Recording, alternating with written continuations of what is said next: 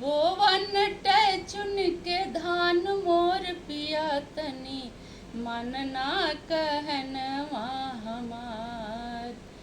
बोवन चुन के धान मोर पिया तनी मन ना कहनवा हमार।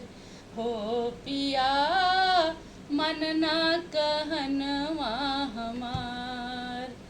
अरे चुन के खेत देखे फूल से कर जवा, चुन के धान देखे फूल से कर जवा।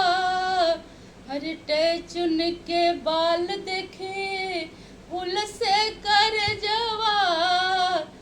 गरीबों के नाम मिट जाई मोर पिया तनी मन ना कहनवा हमार।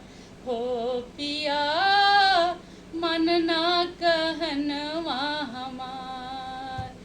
बोवन चुन के धान मोर पिया तनी मन ना कहनवा हमार।